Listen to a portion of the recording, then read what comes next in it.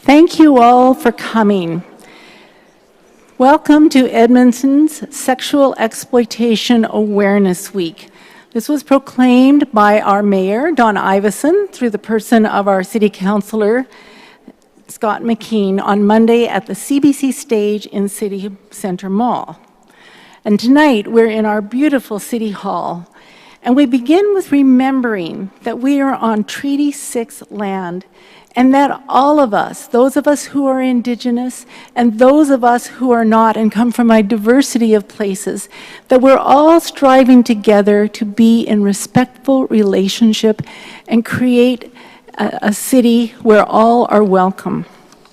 And I would like to add, I'm very proud of our city council today because they voted for a low-income transit pass, which will make incredible difference to people living in poverty in our city, many of whom are young people and single parents and single men trying to get to jobs.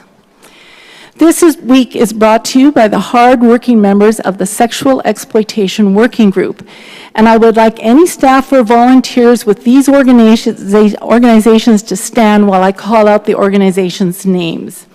ACT Alberta, Bent Arrow Traditional Healing Society, Catholic Social Services Protection of Sexually Exploited Children ACT Follow-Up Workers, CEASE, Center to End All Sexual Exploitation. We have great representation from our City of Edmonton, our City Council liaison, Scott McKean, and Amy, his faithful assistant, City of Edmonton Community Services, the Neighborhood Empowerment Team, and the Multicultural Relations Unit, the Edmonton Police Service Vice Detail, Reach Edmonton Council for Safe Communities, Sexual Assault Center, and the Family Center. We all work together as a leadership group, and we fan out to the various networks in the city to bring us all together for this week. I have a couple of housekeeping details that I was asked to mention. So the men's washroom is on the west, the women's washroom is on the east, and the wheelchair accessible washroom is right back there. And if you need more washrooms, they're available in the southwest wing by Kids in the Hall. We also have a Twitter wall, which is up over there. And if you would like to tweet throughout the evening, please use the hashtag YEG for Edmonton, talk, sex in capital letters, ploit. So it's YEG talk sex ploit. And feel free to tweet throughout the evening. At the back of the table there, where some of the goodies are, we also have audience question forms. So we're going to have a wonderful panel, and we'd like you to, if you have a question, we won't have people stand here. We'd ask you to go back, write your question out, and then we will direct it to the right panelists. We also have a feedback form because we want to improve what we do and create meaningful public awareness and engagement events. So if you could fill out that feedback form at the back as well, that's great. Now we're going to be talking about some very deep and hard experiences. And so I'd like, if you feel triggered or sad or you'd like to talk to anyone, I'd like you to look over there and see Alec and Sarah, and seek them out, and they will find a quiet place if you would just like to talk. Thank you very much. You may notice that a number of us are wearing orange, or that we have orange ribbons on. There are orange ribbons at the back if you would like to join in as well. Orange is a color associated with many different freedom movements throughout the world, and it's also been chosen by some of the international anti-human trafficking organizations. Orange brings together yellow, which is the warmth of compassion and healing, with red, which was high energy and kind of anger at the injustice and inequality. And it combines into many shades of orange. So again, thanks to Councillor McKean, I believe our high-level bridge was lit orange, or will be during this week sometime. And we're encouraging everyone to wear orange throughout the whole week.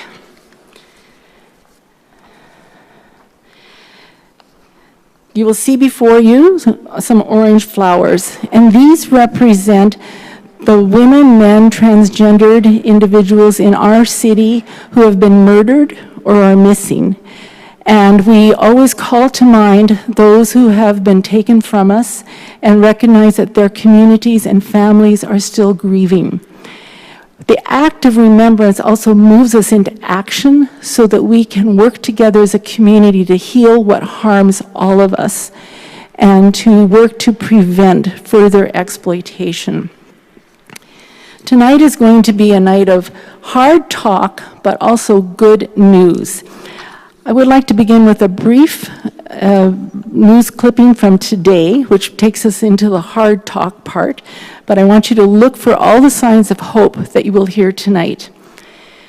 This is a Toronto news story, but it affects us here in Alberta and Edmonton. 9 people have been charged and another is sought in a national human trafficking ring that Toronto police allege saw gang members romance teen girls and women to lure them into prostitution. Police say the victims are between 15 and 33 years old and come from Ontario, Nova Scotia, and Alberta. They were recruited from dance clubs, group homes, schools, and online. That is how we'll start our evening, with that awareness. Our host for the evening is Councillor Scott McKean, who some of you may remember as a journalist who often brought some of these hard and painful issues out for us to wrestle with as a whole community, especially in the area of mental health and of engaging men and boys in the healing work in the community.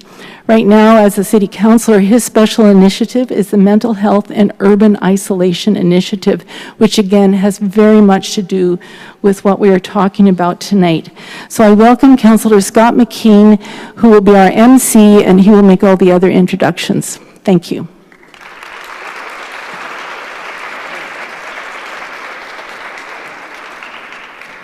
Thank you, Kate. And I do want to take a moment to tell you all what high regard that I hold Kate Quinn in. As someone who has quietly worked behind the scenes for more years than she'd probably want me to say, helping Edmonton's vulnerable people, especially vulnerable women who have been exploited. She is, well, she's just amazing. And Kate, so again, I want to thank you for all the work you've done over the years, and thank you for your introduction. So, Kate Quinn.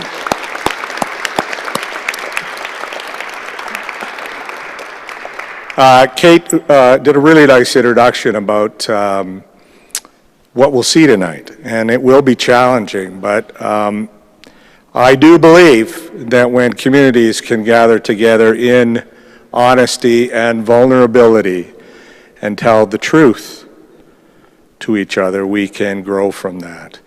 And we don't do enough of it. And I often use this metaphor of the curtain. And there is a curtain, and polite society lives and works and plays on a very comfortable side of that curtain. And on the other side of the curtain is poverty and exploitation and mental illness and addiction and despair.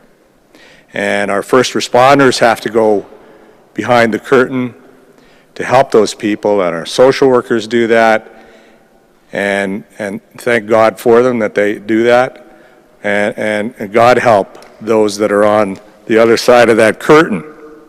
And it is those people, some of those people and those issues that we're here to talk about tonight.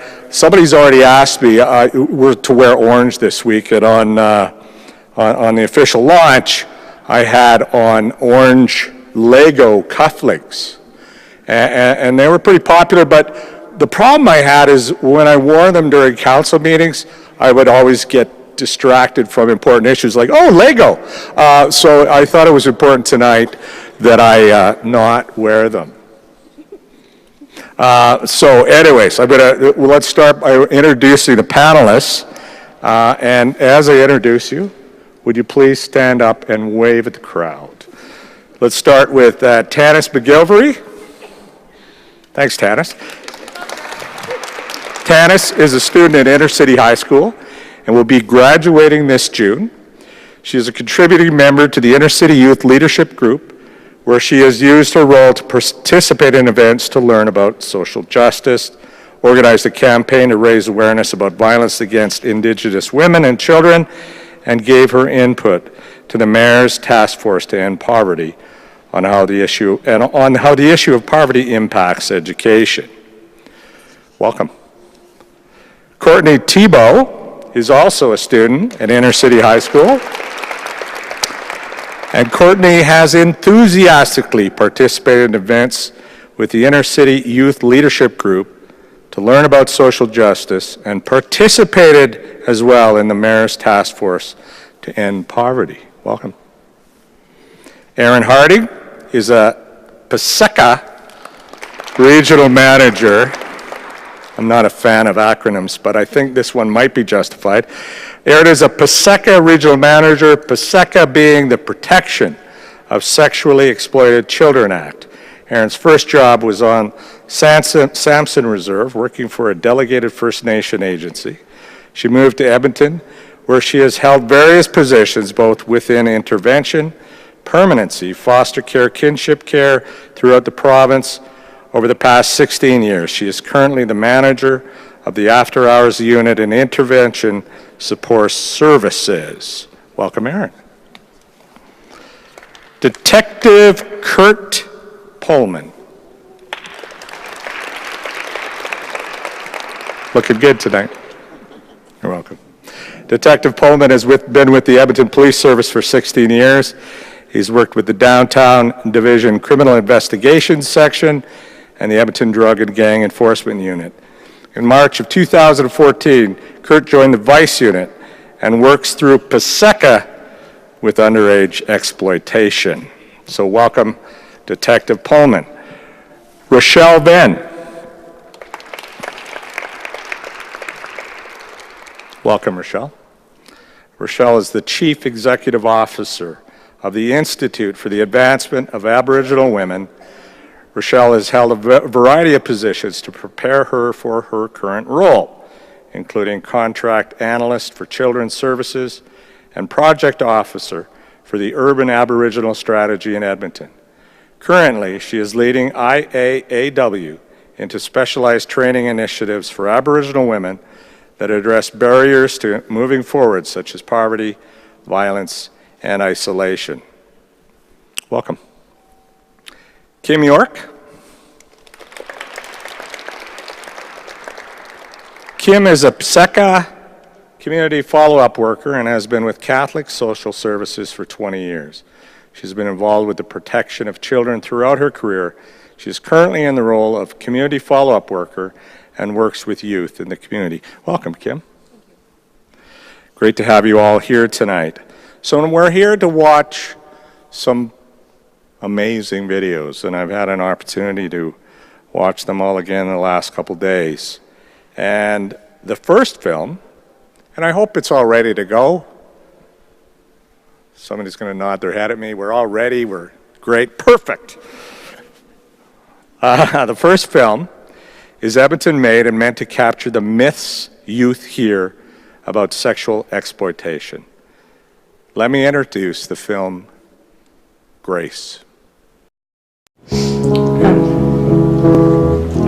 I'm feeling kind of nervous. You don't have to do this if you don't want to. No, I want people to know what happened.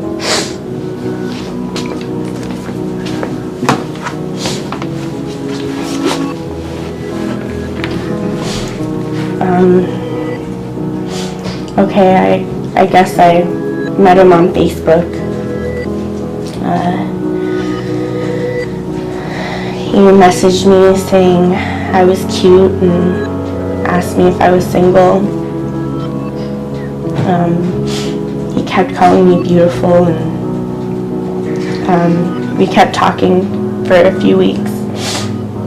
And he finally asked me on a date, so I said yes.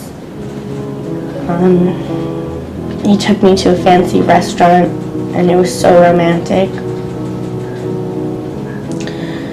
He made me feel like I was the only girl in the world.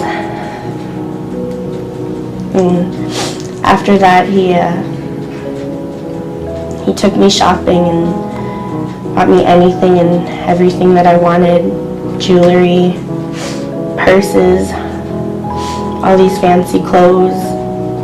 He made me feel like I was a princess, like I was his everything. I thought he was so perfect, but that's how I got sucked in. I wasn't really seeing my friends or family, but I loved him, so it didn't really matter to me. And that's when we started partying more and started drinking and doing more drugs. But then the drugs started getting harder and I thought I was in control, but I guess I was wrong. It was about 2, maybe 3 months later when he started getting angry with me and saying that I owed him. And by that time I'd lost my friends and family, so I couldn't really ask anyone for help. I was scared, so I did what he told me to do. I did things that I never thought I would do in my life. You're doing awesome. I never pictured myself living like this.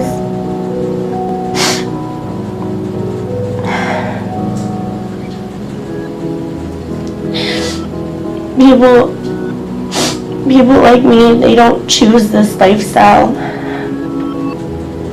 It's not easy or glamorous as media can portray it to be.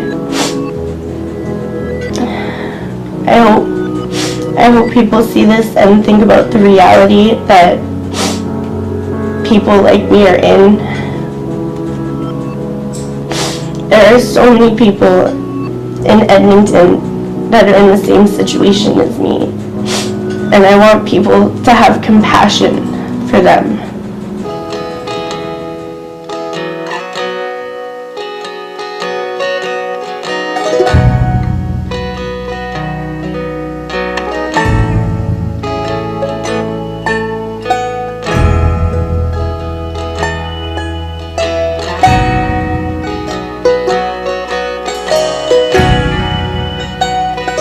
Take a moment now, have some patience for all that's coming you. Coming from long, long drive underneath. Coming from long, long drive underneath.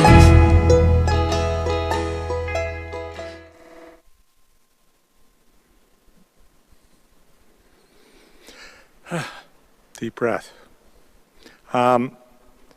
That was very powerful. And what I'm going to do after these films is ask our panelists some questions to get the discussion going. And Kim, I'm going to start with you. Given your experience with youth, what are some of the myths around exploitation that need to be broken? The one that stands out to mind for me is it affects a certain population of young people. There's no truth in that. It affects all children that are vulnerable, and it happens in our city, and it happens today, and our kids are sexually abused, and it's going on. That's why we have conferences like this, to bring awareness of what's happening. So the best neighborhoods in Edmonton are not immune to this? Absolutely not. What happens in that situation? What are some of the triggers or the causes for, kids from allegedly good homes? How do they end up here? vulnerability, popularity. They're lured, they're befriended, the people that recruit them are very good at manipulation. So they can prey upon a vulnerable piece in one individual and make them feel good about themselves. And that's how it begins. And then it's just step by step after that. Absolutely. And it almost seemed in listening to that story that it's a bit of I thought it was a bit cliche almost, but it's very typical. That sort of luring and the way it then descends or escalates into sort of entrapment almost or something. Absolutely. Yeah. Tanis or Courtney, do you feel these myths that we've been talking about here so far affect how society sees the exploitation of youth?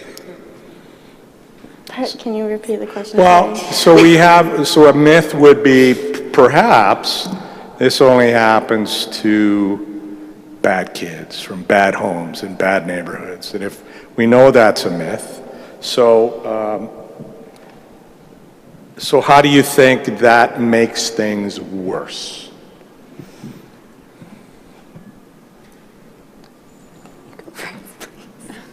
It could be, for example, that there are certain people, large parts of the population, who don't feel like this is their part of their world, part of their responsibility. Do you think that's possible?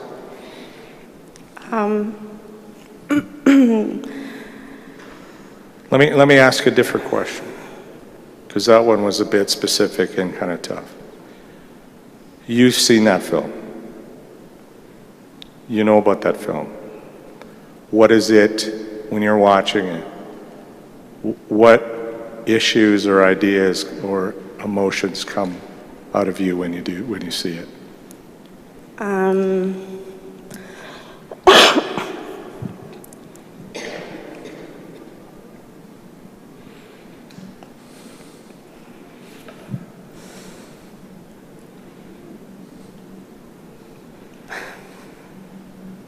I don't want to put you on the spot, but I want to give you a chance to answer.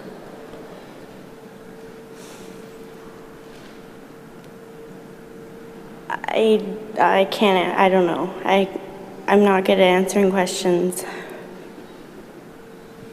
Does it make you angry to see that? Yeah. Just give me a little bit about that anger. What is that anger about? Because a lot of people in the city, they think that the women and men and individuals, everyone, they think that they want to be there, but they don't. And that's what I wanted to do with that film, is show that individuals don't choose to be there. They get sucked in. And yeah. That's a really important point. I'm really glad that you said it. Thank you so much. And Tanis, I don't want to let you off the hook, because it's only like you're sitting in front of a crowd here, so it's live streaming or something. No pressure at all to come up with a fabulous answer. Just tell me about that film and your reaction to it. Just go there. What does it bring to mind for you?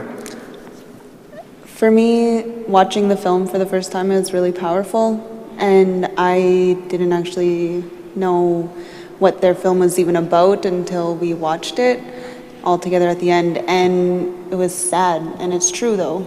You know, yeah, a lot of people don't choose to be there, and that's the message that really needs to get out there. Yeah, thank you. Good answers.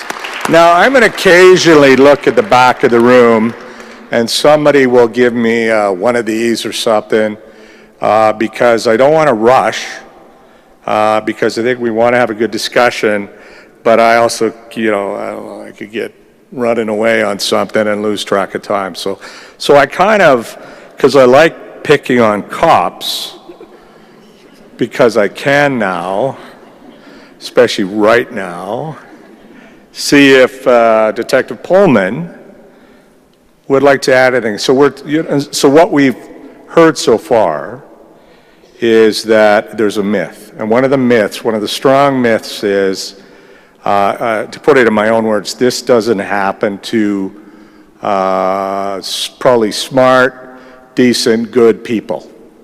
That this is a choice. This is, so you've had a little bit of experience now in that world, so what comes to mind for you?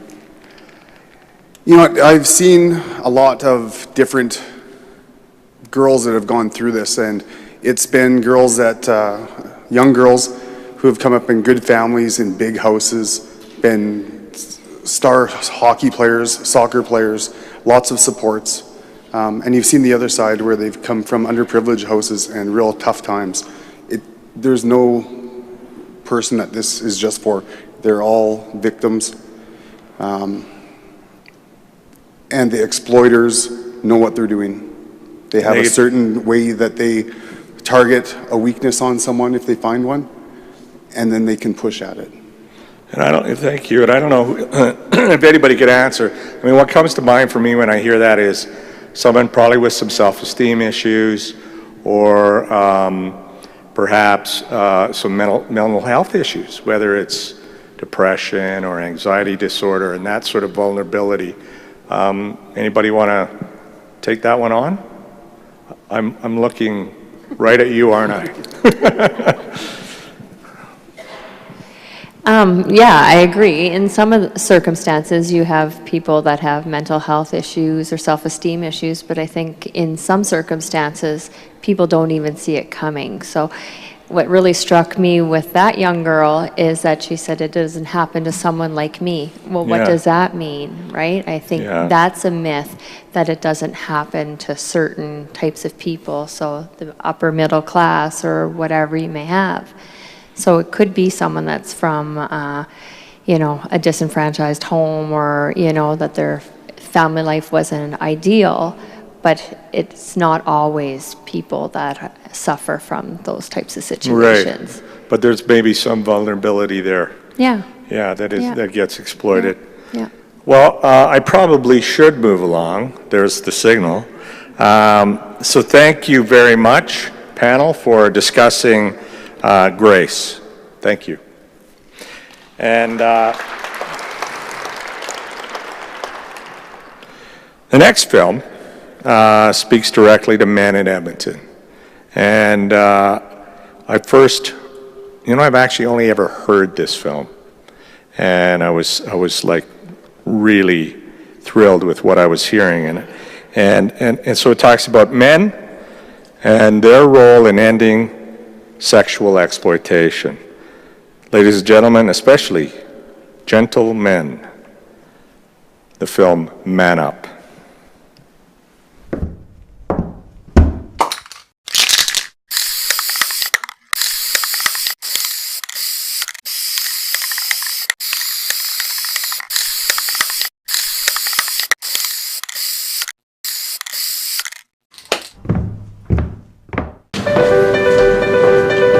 This is a message to all the guys out there. Everything is evolving around us, but some things are changing way too slowly. Pop culture too often portrays women as sex objects, and we just let it happen. Our friends share things on social media that glorify taking sexual advantage of women. Why aren't we commenting and standing up to it? We have a real problem, and it's just not right. We as men need to stop sexually exploiting women and stand together to end it. It starts with us. Would you want to see your mother, your daughter, your sister, or any other female in your life be taken advantage of? So why let it happen to somebody else's loved one? I've had enough. I want a revolution. We need to value all women as if they're our own family, not as sexual objects. Talk to your dad, your brothers, and especially your friends. Guys, we need to man the up. Do not let it slide by anymore. Be a leader. Speak up when no one else is. It starts now, Edmonton.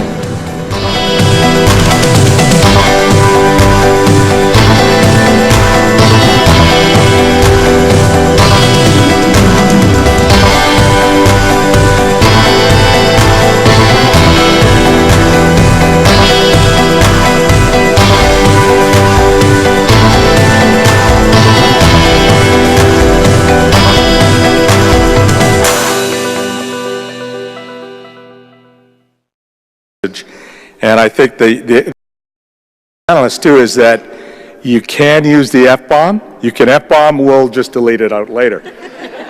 That's possible. Is it live? Oh well, we'll work it out. So I guess it's a man issue.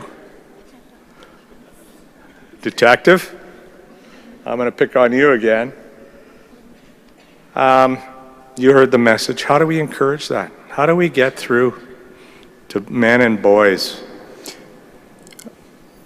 It's a great message. It has to start in the family, at the home, at the grassroots, internal home spot. I grew up in a strong family, and I was very lucky to. My parents were very loving. There was always respect, and I have two older sisters, so I had to give a lot of respect to girls. It has to start there. It has to be just what we do. It's not something that you learn after. It's something that is just what we are. Thank you. And Rochelle, I haven't picked on you yet, so I'm going to let you have a run at this one. From the women's organization, yes. Yeah. Contrary to popular belief, we do like men at our organization. We just focus on Aboriginal women. But seriously, it is an issue that we confront all the time about what role do men and boys play in creating healthy environments for women. And I agree with the detective that it does start at home, and I can tell you from my experience, we were in a home that embraced all cultures and respected people for who they are, not what they look like or their background in that way. And I think, you know, as my kids grew up and they are older and adults, that they took that with them to school and to their life, which is sometimes a very tough place to be, and stood up for things. So I think it does start in the family, and we have to encourage that from parents, you know, to be a part of the discussion. Who will I pick on? Kim, I'll pick on you too. One of the things I actually wrote a column about this years ago, because I believe we still have Nellie McClung schools in Edmonton, and I often thought we needed to have that. We needed junior highs where we shipped boys off by themselves and taught them how to be, taught them what it really meant to be men. What was to be honorable gentlemen. And so you don't have to answer that.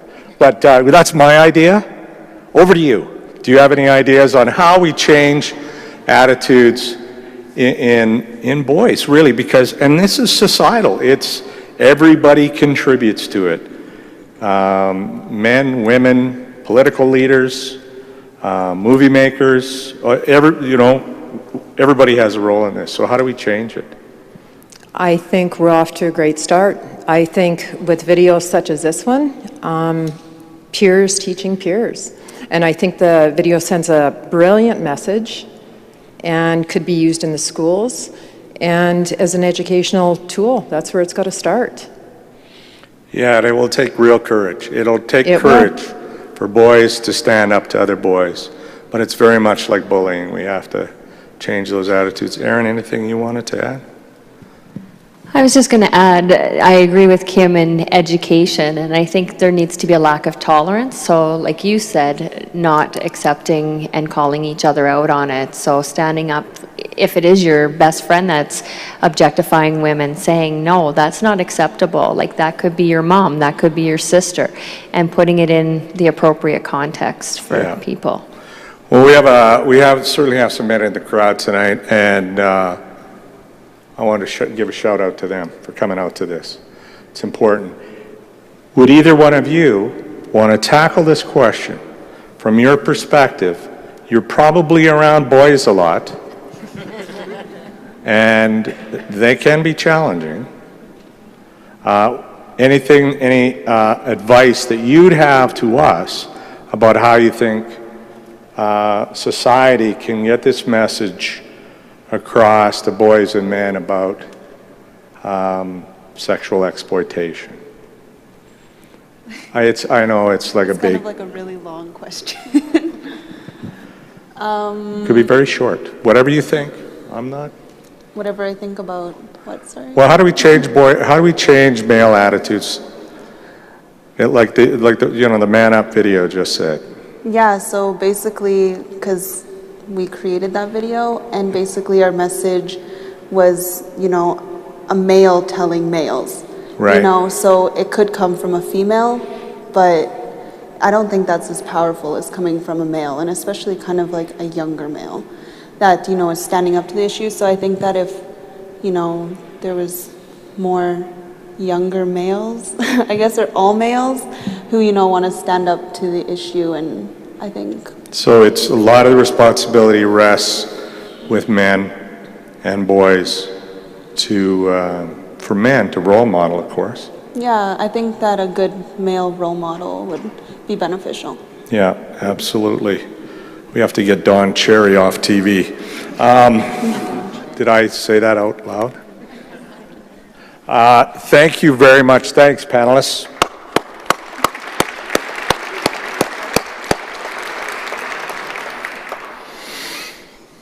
Now, Tainted Truth is the name of the first of our films out of Ottawa. It focuses on the idea that youth who don't feel included or feel a sense of belonging can be targeted by traffickers.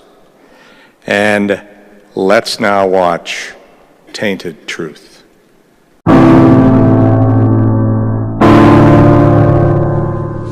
Human trafficking for sexual exploitation is often a hidden crime, and accurate statistics are difficult to obtain. A recent study found that 90% of women trafficked in Ottawa are Canadians from the local areas. A guy will message a girl on Facebook and just start flirting. And if you have a few mutual friends, you already feel a bit safer. It's very efficient. He can send that same message to several girls at once. I never felt socially accepted as a teenager because I was different than the rest of the girls. When he came along, he not only gave me lots of attention and love, but he also made me feel included and accepted for who I was. That made it easy for him to pull me in and keep me for a while. It felt like home. He knew the names of my mom, dad, and siblings, where they go to school, where they work, and where my family lives. In the game, you don't ask, you just do what you are told. Just knowing what human trafficking is would have helped me. I didn't even realize I'd been trafficked. They should talk about this from a young age in schools. They say victims come from broken homes, but I didn't. I came from a really good family, and this still happened to me.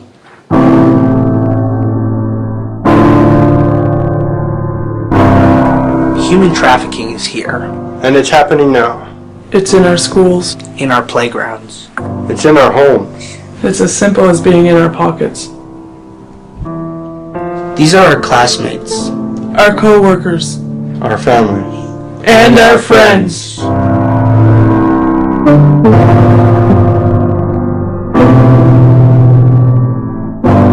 Together, with awareness, we can create change.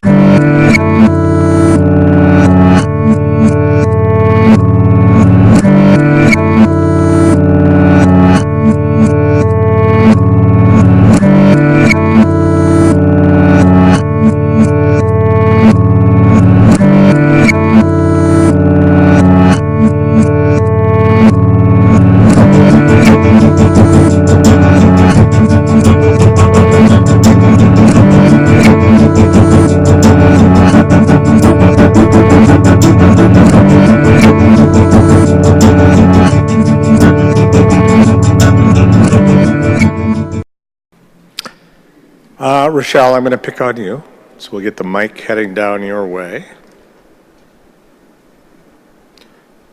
The question is, what is the relationship between sexual exploitation and human trafficking? Yeah, it's a little bit, I don't know how to say it, but they are related. So the the idea that human trafficking, I think a lot of people get hung up on that word or that saying, and for me, it is exploitation, right? Like it is taking advantage of somebody for their own purposes or for a bad purpose. Right. Thank you. Now to the group. You each have to answer. We often hear that youth that feel excluded from mainstream society are vulnerable to violence and victimization. So I guess first of all, from where does this sense of exclusion come from? And why and how does it lead to sexual exploitation? So why the sense of exclusion? Where does it come from? And how does that then end up with sexual exploitation? From my perspective, the exclusion could come from anywhere. It could come from bullying at school. It could come from depression. There's many different things that it could come from. But those are the cues that are manipulated and taken advantage of by the exploiters. I have many different files that I've worked on recently even that the girl felt alienated from either the family or her social group. And these guys would basically bring them in, give them the affection, exactly like the first video showed, buy them their material needs, treat them as the best girl in the world. And then they say, we have to have a serious conversation, and it's about money. And that's when it starts. Anybody else on where this sense of exclusion originates? I believe a strong aspect too is a lot of the time the LGBTQ community, when they, from what I've heard anyways, is that sometimes their family doesn't accept that, so they end up on the streets, and then they have sex for survival because they don't have anything else. So I think that contributes to it too. And you could also have a home where mom and dad are both addicts, and you could also have a home where both mom and dad are addicted to work, to careers. Both ends of the socioeconomic spectrum, and if you're not getting that nurturing parenting at home, you're going to feel excluded to some degree, I would think. Anything either of you two would add to this sense of exclusion? Because I'm going to ask you, I'll start with, what do we do about it? So, I mean, my counselor initiative is social isolation, which has become, I think, more and more of an issue in modernity. And even though we're all connected all the time, there's evidence to show that we feel more and more disconnected all the time, which then makes people more vulnerable for this. So what is the answer to that, Erin? I'm really asking unfair questions. I know. I'm sorry. Yeah, ask an easy question, hey? Yeah. I think, just going back to the inclusion question, I think it can come from the family or it can come from a lack of support. So I think the more you can build up those external supports or give youth opportunities to feel included or feel like they belong to something or something to believe in or feel better about themselves, then that may increase their chances of not being exploited. Yeah, that would be my... Thanks, Erin. Kim, anything you'd add? I think education in the school systems, if people are able to identify the signs of a child who has low self-esteem, who isn't feeling good about themselves, who's being picked on in school, that's where it can start, is being able to identify what you're seeing in the kids you work with. So we identify that kid, and do we have the resources in this community to save that kid? I think we have a vast variety of resources. I don't think everybody's aware of what the resources are. Yeah, so sometimes kids fall through the cracks, even though we would have the resources to look after them. Right. Yeah. I'm going to ask you more questions, tough questions. This has been the easy. I was just trying to warm you guys up. But we have one more film to see. It is also a video that was filmed in Ottawa. It is titled Change the Cycle. And it highlights how most people are naive to human trafficking and the impacts it has within Canada. The video, Change the Cycle. As a group of young filmmakers, we set out to raise awareness of human trafficking in the form of sexual exploitation. Our goal was to show how naive we are in society to this. What is human trafficking for exploitation? Wow, what can I say? It's an epidemic around the world. That's what it is. Selling your body for money. Forcing somebody into the sex trade against their will. Trafficking, moving them from one place to another against their will, most likely. It's the exploitation of other humans in terms of prostitution. So. Selling of sex and participation of young girls or boys, exploitation of young people who are not willing on their own. I think it's when you deceive someone from overseas, women, and bring them on false grounds to Canada. They come and they discover they have to do sexual work. It's an epidemic because young women are being kidnapped, they're being bought, and they're being enslaved in the sex industry. I know that because I've been in Thailand. It was my job to photograph this issue in the northeast of Thailand. Farmers were selling their children.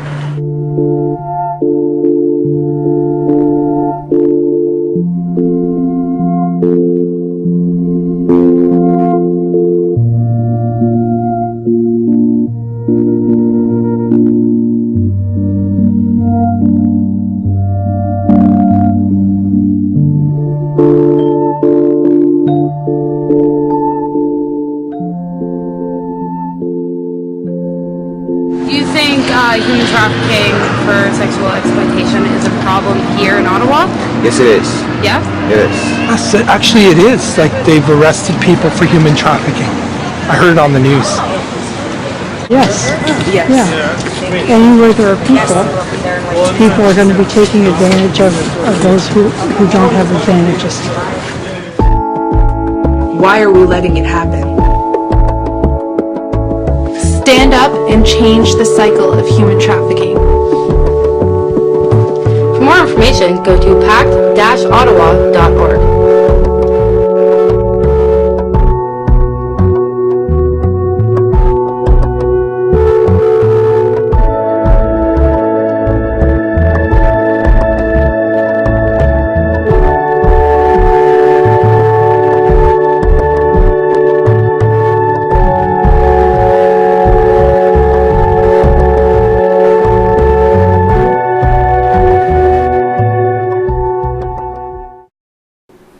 That was Change the Cycle.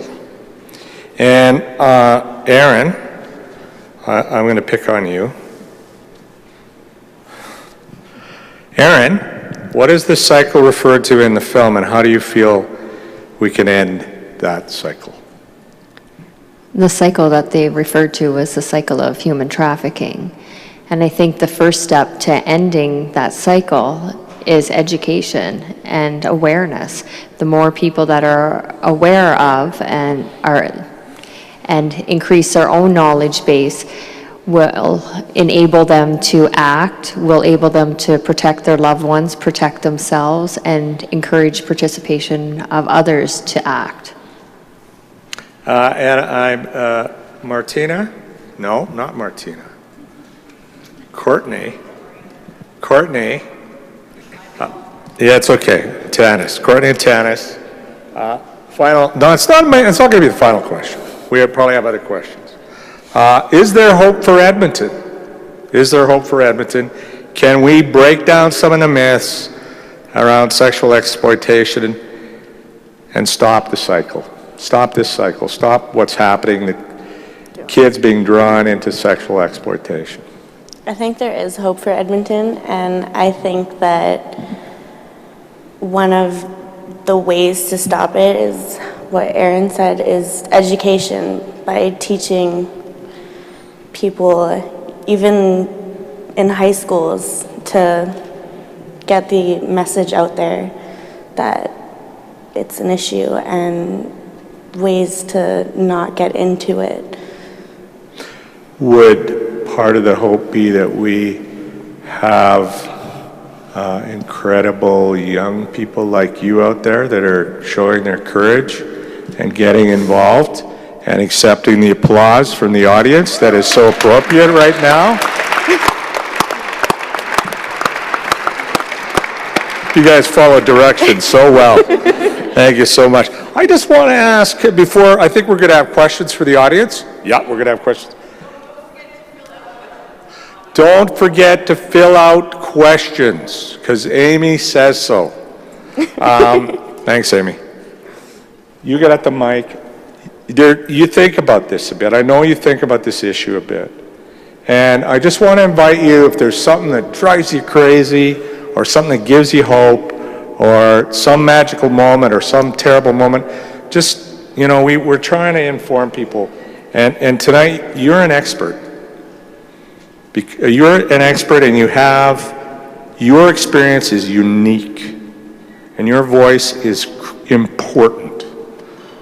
Let us know one thing that you want us to know about sexual exploitation. Could be the smallest thing, just one thing you want us to know. That it's been going, it's an ongoing problem for so long, and I want it to stop, and me having a voice up here is a way of helping it stop, because it's a perspective of a youth, so. Right. You just hit that out of the park. Thank you. That was great. You get away. Anything you'd like to say? Me? Yes, you. Just anything, could be anything. About sexual exploitation? Yes, could be, you know, again, something that drives you crazy, something that gives you hope, some experience that moved you.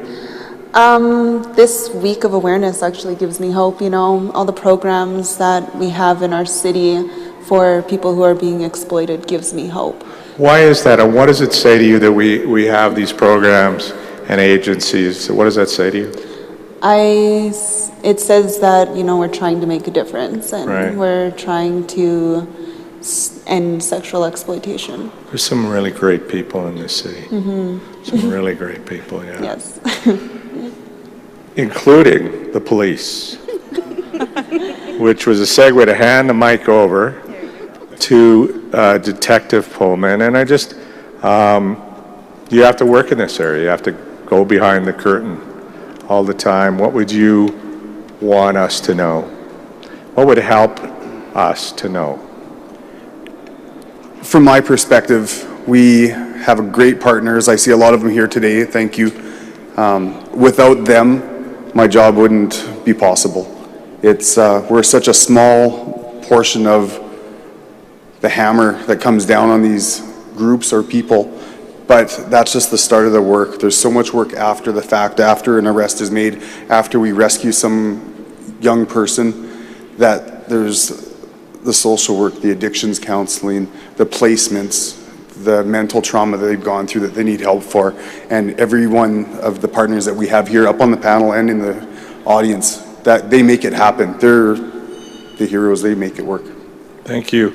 Rochelle, and again, this is kind of an open-ended, I'm probably not asking the question well, but maybe you've had a burning desire to tell the public something. Yeah, I can tell you about one thing that that we really thought was worthwhile, and that was having a love conference. And so it was about, it's not the what you think when you first think of a love conference, but it's about how can you rebuild If a family has not had love throughout the child's life, how can you reinstill that after? And so we looked at some of the cultural ways that we can do that. And so it was a really neat conference, and I think a lot of people got a lot out of it. The other thing that I wanted to add is that we believe giving youth, particularly young girls, a voice in leadership is the answer as well. So providing them self-esteem, developing their self-esteem so that they can speak out and have a venue to bring forward concerns or things that are happening, keeping them active in a leadership way that instills a power within them so that they know that if there was something going wrong or things they saw happening that they didn't really think were going well, that they would have a venue to bring that forward. And so I think this building the self-esteem and leadership abilities of young girls particularly will help. Thank you. And I'll just get you to pass it down because I don't think have I asked you yet? The one thing? Have I picked? I think you evaded my question. Could you pass the mic to Aaron, please? So it's the one thing you want to say, you've always wanted to say, get off your chest, the anger. No, it doesn't have to be that. Something that will help inform this issue that, from your experience or whatever. Sorry, I'll shut up. Well, I think the more people that are educated in this area and the more people that become passionate about this issue will further end sexual exploitation.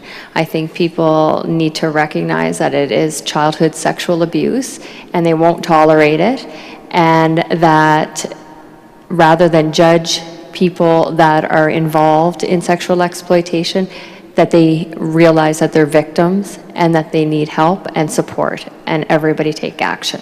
Thank you. Kim,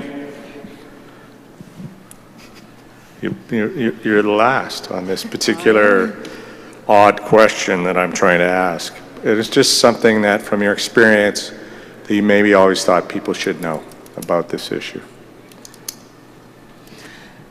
What I think everybody should know is that there is an amazing team of people that dedicate every single day to working with sexually exploited youth. And sometimes I think they don't get the recognition for all the hard work and commitment and dedication that they make to helping end child exploitation and child sexual abuse. Some are in the room tonight. There's quite a few. Some are in the room tonight. Thank you, that was great. Now, I'm kind of standing here hoping that there might be, oh, look. Yes, thank you. So, have you, okay. In order? Any order? Oh my God.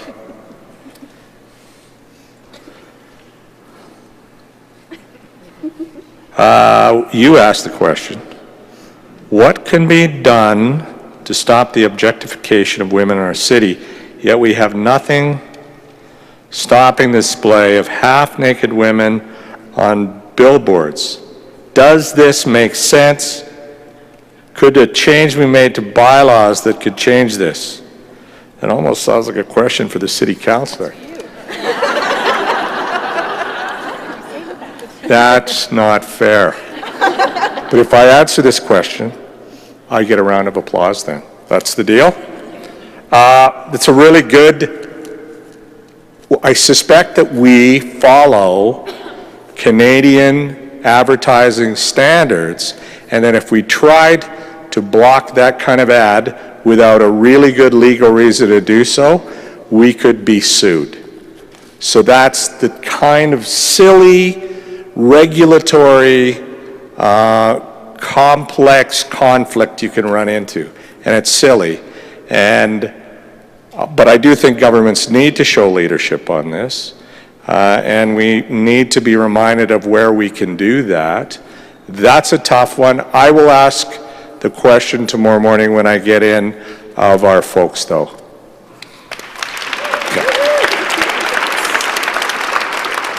Well, that answer didn't probably deserve any applause, but okay. What is your take on the sexual exploitation of males?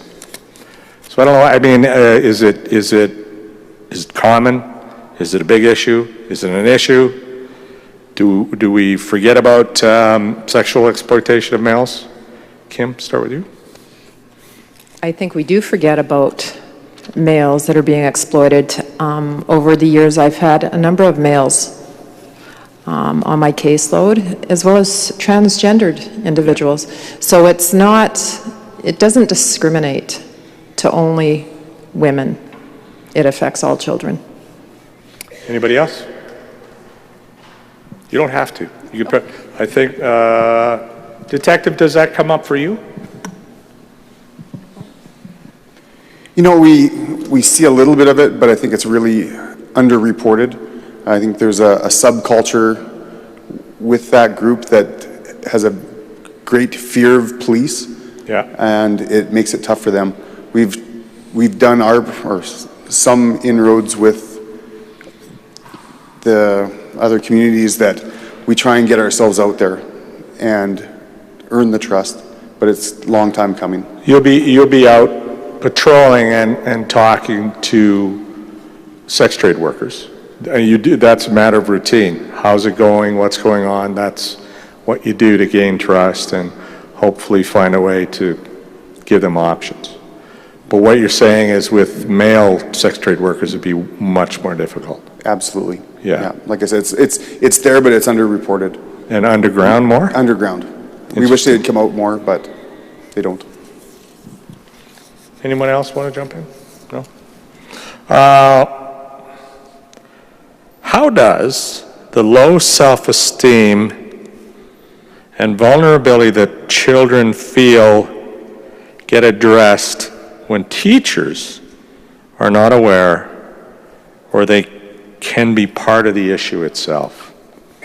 So I think that so you got a kid with low self-esteem, very vulnerable, and you may have, we may have an education system that, and I don't know this, I'm just guessing at the question, where teachers are not taught enough to identify that, and I certainly think, I know there's been an argument made in the past that schools can be bullying in and of themselves. So anybody want to tackle that one? How important could education or teachers be in this, in the answers here? So the one thing that I would say is that there's an opportunity to lodge complaints against teachers, and I think that we have to do that when that happens. And I know from my experience it did happen with my son, and so I know it does happen. It discouraged me a great deal that the teacher was just moved around from school to school. There was never disciplined or let go. Right. And so I think that happens more times than not. But on a positive note, I think that there is work being done with the schools to try and be aware of that as well. Thank you. I want to allow our two beautiful young ladies in the middle here talk about teachers and how they might be help. And how they might be help? Yeah, so whether we're talking about a vulnerable kid with self-esteem issues, we know that could lead to being vulnerable to being exploited and trafficked. So teachers with those kids a lot, they might spot a problem. So how important are the teachers and have the teachers been in your lives? Actually, well, it's only up until I've kind of gone to the school that I attend now, inner city, where we've been more of a close-knit community. Yep. So in regular schools, I wasn't really successful, and I'm not too sure why. How are your teachers now? The teachers are great. You know, I enjoy coming to school, and they're awesome. There's a few out in the crowd. Oh, really? Yeah, there is. Why are they great? What makes them great? They're just really understanding, and like they really want to build a relationship with you. Like you're not just a student. Right. Like they really want to get to know you and help you on your journey. That's great. Could you, teachers, put up your hands?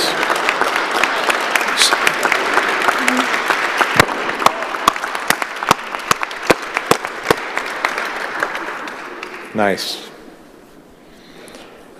Moving on. How are we doing for time? Thumbs up. Okay, so, and if anybody's getting restless and you think I've been going on too long, do one of these. I'll see it and I'll know what the message is. Can any of the panelists speak to the role of the systems of oppression that those who are vulnerable to sexual exploitation find themselves in? Systems of oppression. I can't define that myself for you. Can any of the panelists speak to the role of the systems of oppression that those who are vulnerable to sexual exploitation find themselves in? I'm struggling with that one. Does anybody want to try? Systems of oppression.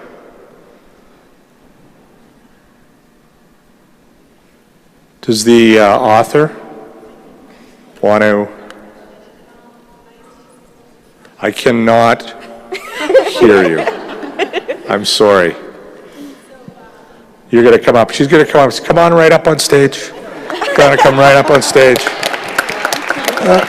Got to come right over here. So come on right over here. Stand with me. Thank you, Scott. Okay. You're welcome. So I'll get out of the way. What I mean by systems of oppression, there's a number of ways. This is your question? Yes. Okay, there's a number great. of ways that I believe people can experience oppression. For example, racism or classism, homophobia, transphobia, patriarchy. So all of these isms, and I just wanted, because we spoke a little bit about, trying to remember. Get real specific. We spoke about the cycle, and so I think the cycle of oppression is a part of that. So if any panelists can speak to that. Thank you. Now you might, so are you okay? Is anybody going to answer that? Aaron?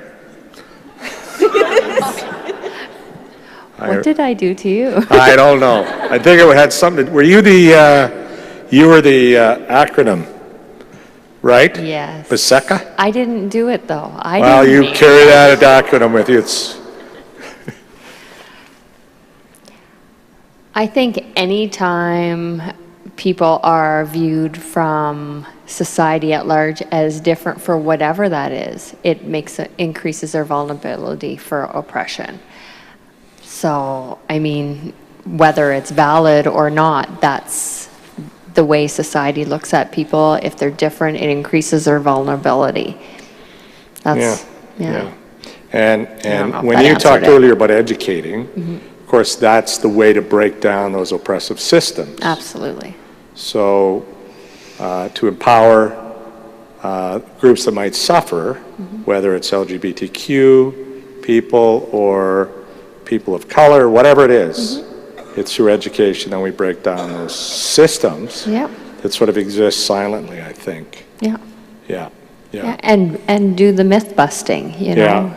Yeah. Anybody else? Kim? They're turning on me up here, folks. Okay. As a parent, how do you reel your child back to you without further alienating him or her? It's a really good question. So if you're a parent, how do you get that kid back without alienating them further? My first response to that is communication. As long as you keep the lines of communication open and allow your child to always know that you are there for support to them, then that increases or decreases their vulnerability. If they know they always have an open door and you're always there for them and will support them and protect them. So as a parent, if you find out that your daughter has descended or into this lifestyle, with addiction and the sex trade, most parents are going to have a pretty scared, maybe even angry reaction to that. So that's probably not the best way to react. No, it's likely a very natural reaction. But I think, if you don't judge them and you keep an open mind and keep that communication open, it'll go a long way when that youth is ready to break the cycle. It's pretty tough. That'd be really tough. Yeah, Kim, you want to add any of that? Ask for help. It's not easy to watch these kids go through what they go through. As a parent, it would even be more devastating to watch your own child go through it. There's an amazing team of women that work within protection of sexually exploited children and go and do investigations. And there's community resources out there to help the parents. What's the first contact? What's the first phone call they make? Who do they call first? Police? Everybody's shaking. Don't you say my name. Call the Edmonton Crisis Unit. Okay. Depend if it's an emergency, of course, call police. Yeah.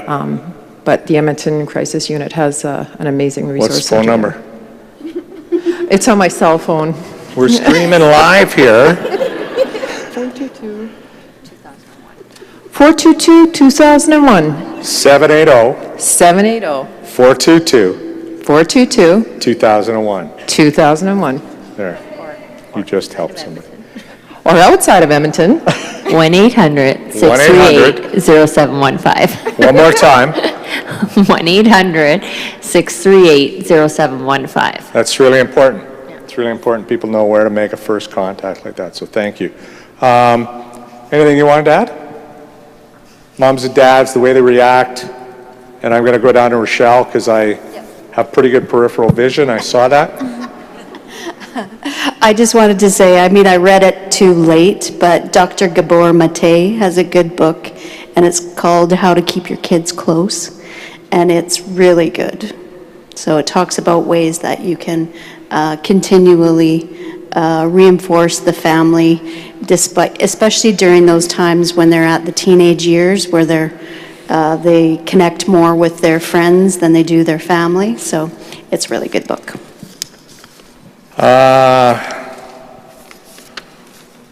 So, question to the police officer or the counselor. Why is the City of Edmonton issuing licenses for body rub parlors when they're known to promote human trafficking? Bringing this activity only protects the traffickers and does not protect the women involved. I'll take it first. Please do. Well, the idea to licensing body rub parlors was in fact to prevent trafficking, was to allow for regular inspection by bylaw and police to ensure that the sex trade workers were safe and were not being held against their will, made to work for nothing.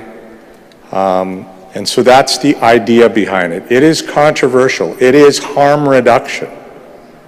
And there are people in Edmonton, and I hear from them, who want us to try to arrest all the Johns because they're the problem. And boy, I would love that to happen. I would think that would be great, to arrest a John and have them all change their ways. Anything you want to add? No, I think you hit it on the head. It's harm reduction.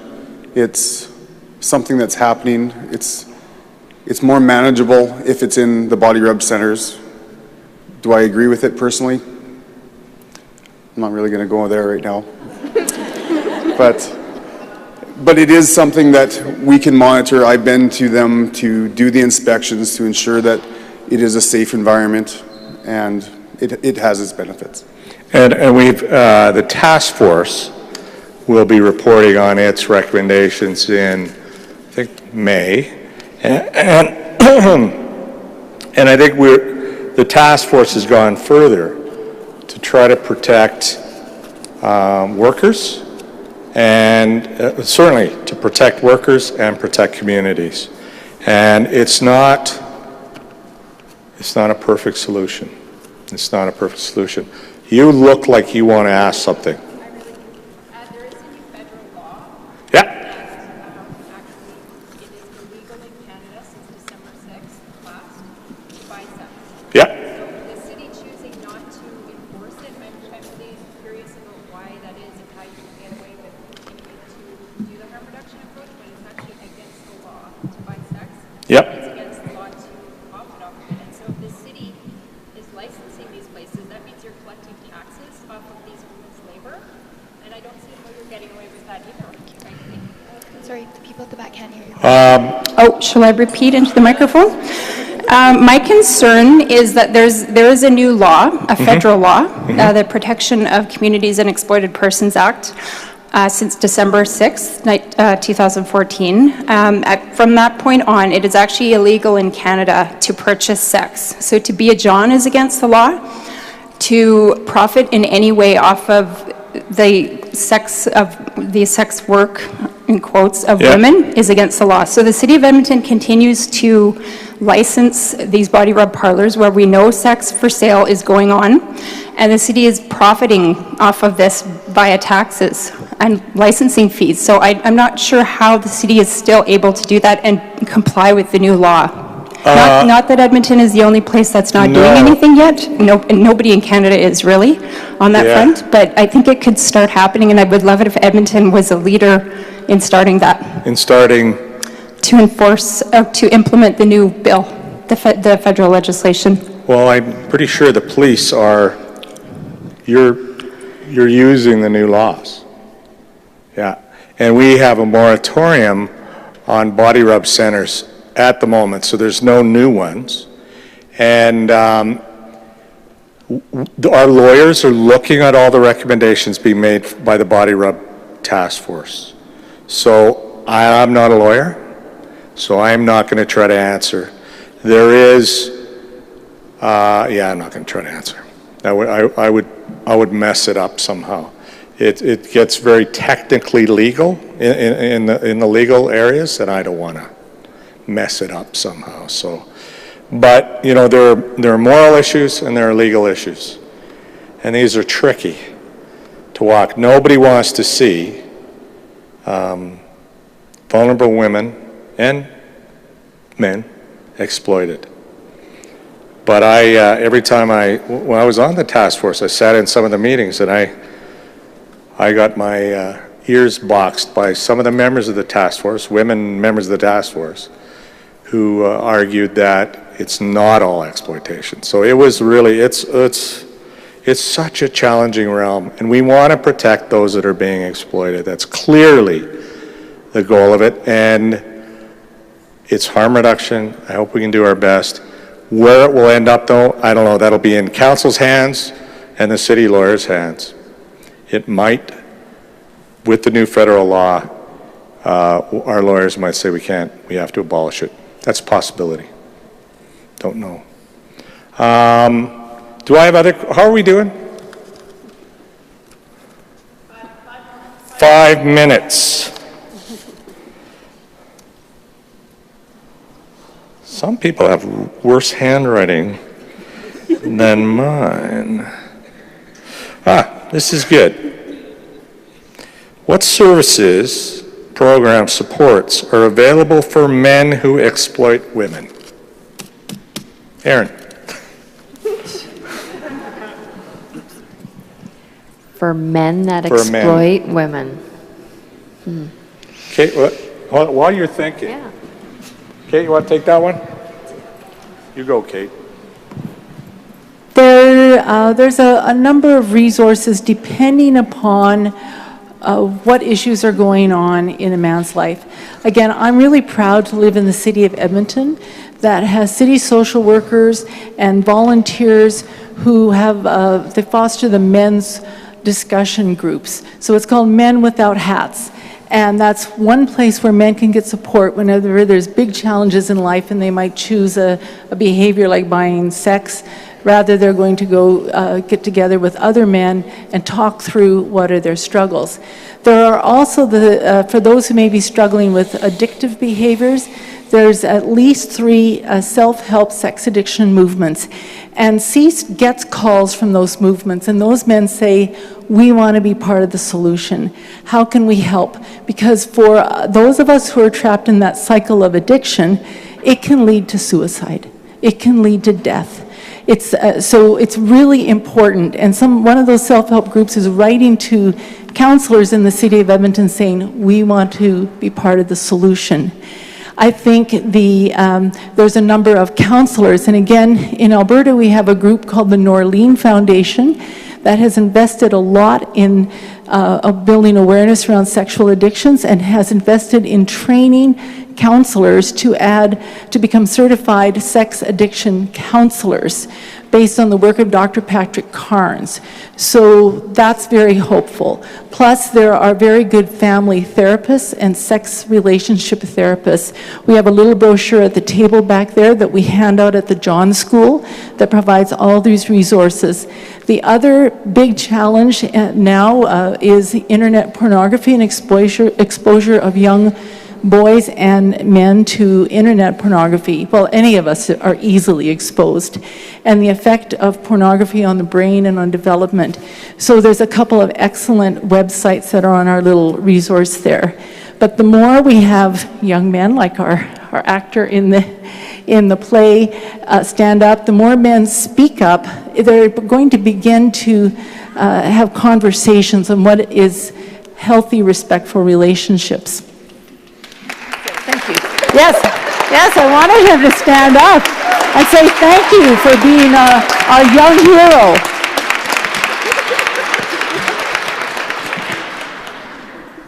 Thanks, Kate. Now, it is my privilege to introduce our final guest this evening, Amy Wilson from the Action Coalition on Human Trafficking in Edmonton. Amy, come on up.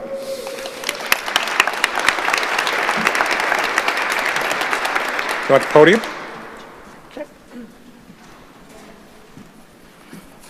Good evening, everyone. My name is Amy Wilson. I'm a project manager with the Action Coalition on Human Trafficking in Alberta. ACT Alberta is an organization that works collaboratively with law enforcement, government agencies, and non-governmental organizations to identify and respond to human trafficking in Alberta. ACT Alberta serves the needs of internationally and internally trafficked men, women, and children, and assists those trafficked for the purposes of both labor and sexual exploitation. The reason I'm here today is because the theme of tonight is shaping our future.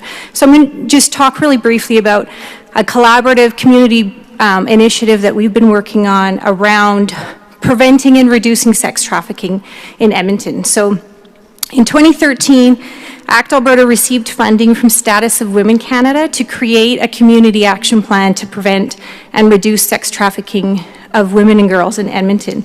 It's actually the same funding that funded the 2 videos from Ottawa that we saw tonight. They funded 3 projects across Canada, and we were one of them. So this is, as I said, it's a collaborative project. We're working together with a core team of 10 other organizations. It began with a needs assessment of the community. So part of that needs assessment was doing some research with, we did focus groups and interviews with frontline service providers as well as people who had experienced trafficking personally.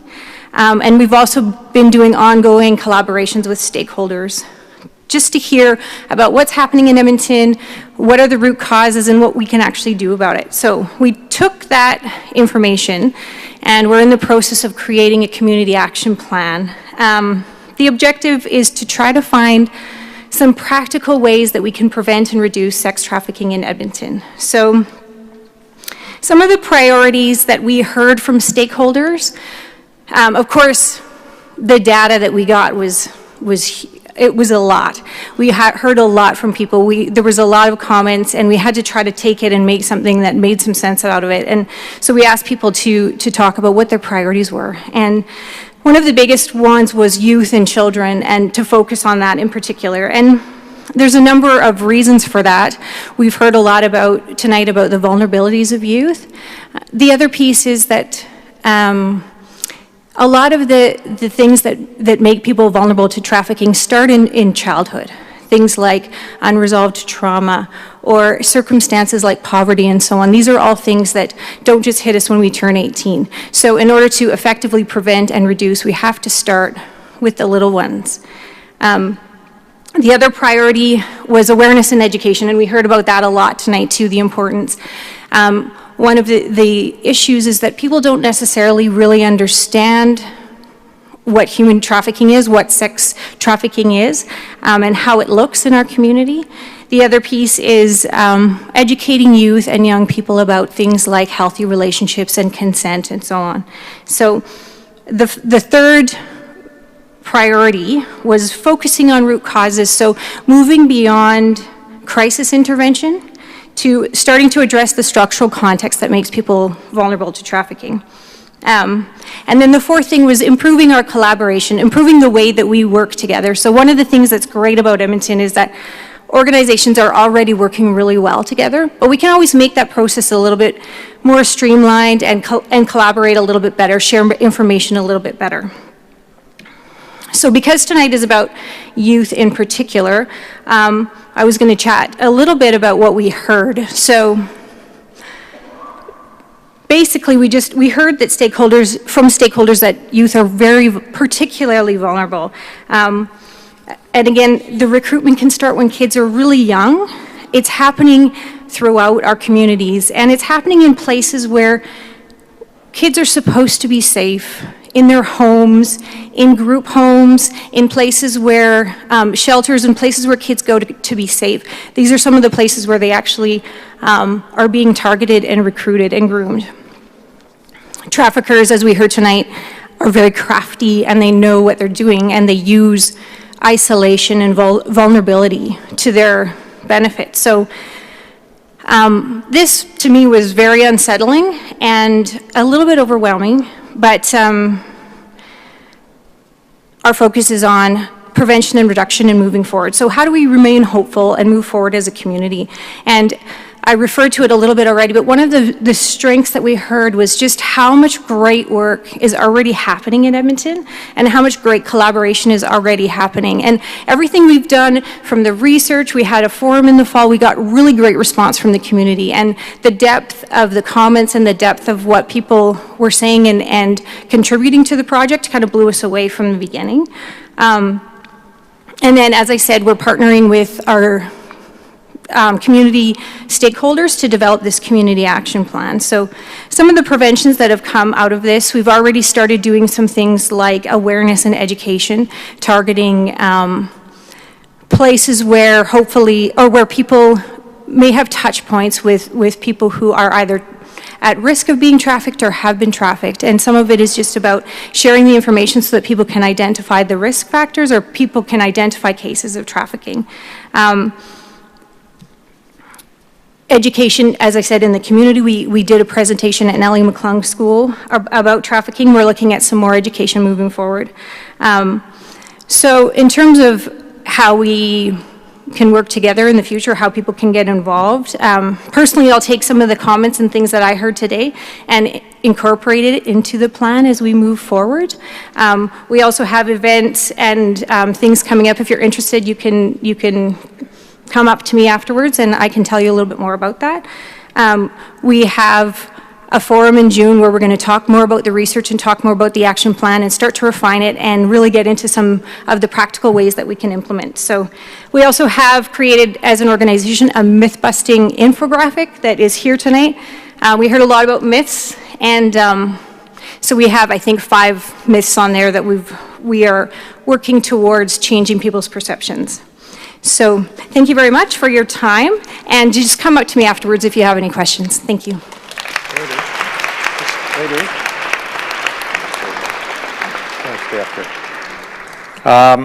I want to invite up onto the stage the members of, SUG, who helped organize this. And I'll get everybody to stand up, just push your chairs back a little bit. And the student filmmakers, please come up on stage. Kate Quinn, please come up on stage. Why are you guys dawdling? Detective, please come up on stage. Is there anybody else I should ask? I always want to do kind of a Saturday Night Live ending. Do you have any music? You can play a little music like we're doing a Saturday Night Live ending here to our evening. So just so you know, the questions that weren't answered tonight will be answered and posted on the SUG social media accounts. SUG is the Sexual Exploitation Working Group, SEWG. So facebook.com/SUG Edmonton or @SUG Edmonton on Twitter. Quick reminder before you all leave tonight. Please fill out the evaluation forms, which you can find at the back table next to the refreshments.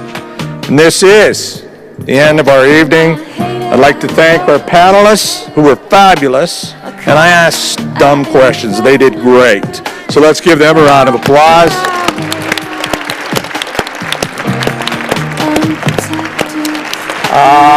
Let's give another round of applause for the organizers of this event. And I'd like to thank you all for coming out tonight and playing your part and participating and offering your support in ending sexual exploitation in Edmonton. So thanks to SUG again.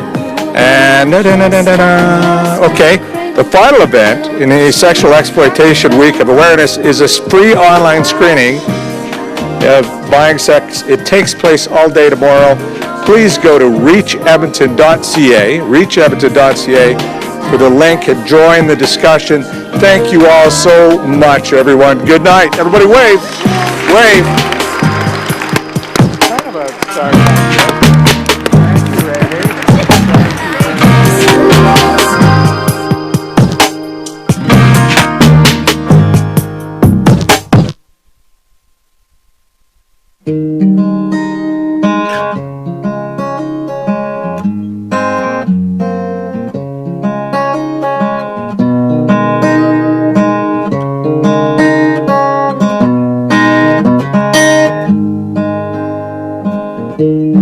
Who keeps track of things like that? Well, I do.